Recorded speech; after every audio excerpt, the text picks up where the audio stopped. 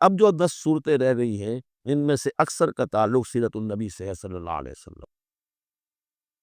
اور اس میں سب سے پہلے جو ہے عرب کا وہ جو ماحول اس وقت کا تھا جس میں کہ حضور پیدا ہوئے ہیں، آپ کی ولادت باسعادت ہوئی ہے، اور اس کے کچھ واقعات کی طرف اور ان کا جو معاشی اس وقت کا معاملہ تھا خاص طور پر قریش کا، اس کی طرف اشارہ ہے۔ حضور کی ولادت ہوئی ہے عام الفیل میں، جس سال کہ آیا تھا ابرہہ یمن سے فوج لے کر، اور وہ بیت اللہ کو گرانا چاہتا تھا۔ اس کا ایک لمبا تاریخی پس منظر ہے، عیسائی تھا وہ، اس نے کلیسا بنایا تھا۔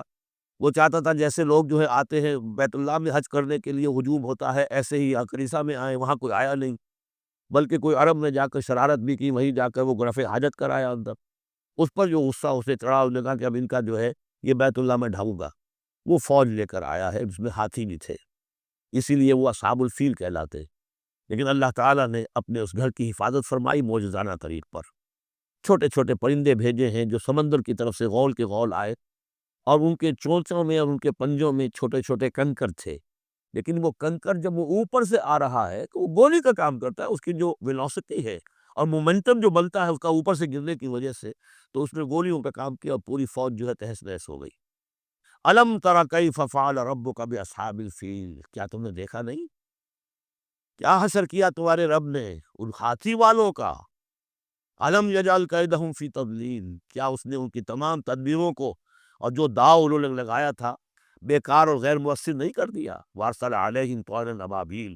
اور ان پر بھیج دیے جھنڈ کے جھنڈ اڑتے ہوئے جانوروں کے، پرندوں کے، ترمیہم بحجارۃ من سجیل، جو ان کو رمی کرتے تھے۔ یہ رمی کی یادگار در حقیقت اسی کی ہے جو حج میں جا کے کی جاتی، ترمیہم رمی، وہ ان کو مارتے تھے بحجارۃ من سجیل، کنکریاں، وہی کنکریاں سنگ گل، یہ معرب ہے فارسی سے، وہ چھوٹی کنکریاں جو ریت کی بنی ہوتی ہیں،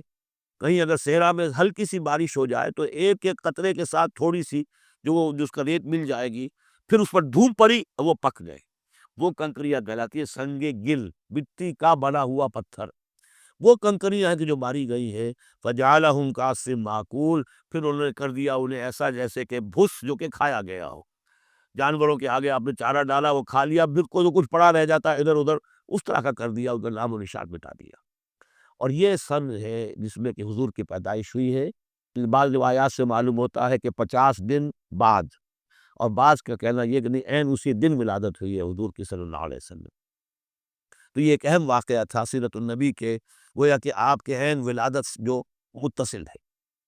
بارک اللہ لی ولکم فی القرآن العظیم ونفعنی وإیاکم بالآیات والذکر الحکیم۔